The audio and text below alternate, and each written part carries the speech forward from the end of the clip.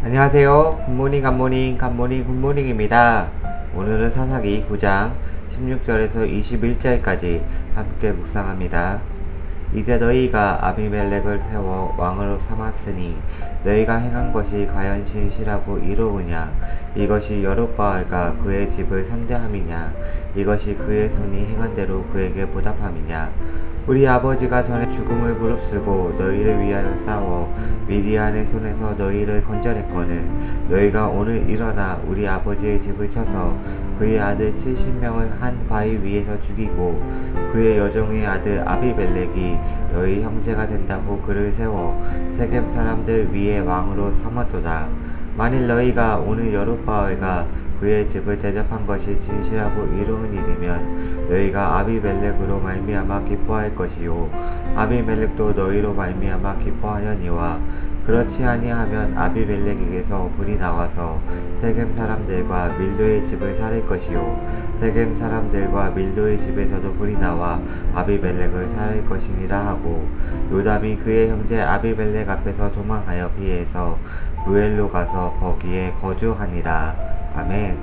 오늘 본문은 요담은 아비멜렉을 왕으로 세운 세겜 사람들에게 그 일에 진실된가 의로움을 질문합니다.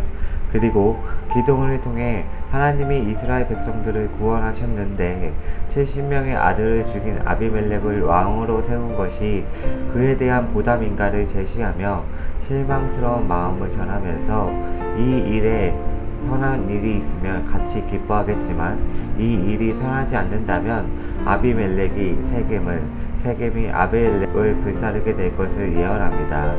그리고 요담은 아비멜렉을 피하여 도망하여 부엘에서 거주합니다. 문제는 아비멜렉이 왕이 된 것도 문제지만 그런 아비멜렉을 추대한 세겜 사람들의 행위에 더 큰 문제가 있는 것입니다. 세겜 사람들은 기드온의 처음 신앙을 따라 하나님을 왕으로 모시며 하나님의 말씀을 따라 선을 행하여야 하는데 그들도 결국은 세상에 물들어 세상의 왕을 세우게 된 것입니다. 오늘을 사는 우리는 묵상해야 합니다. 사람은 은혜를 기억하기는 참 어렵습니다.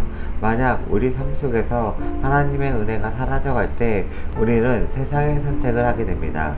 그러나 하나님의 은혜를 기억하며 살아가기에 힘쓴다면 우리의 문제에 있어서 악을 선택하지 않습니다.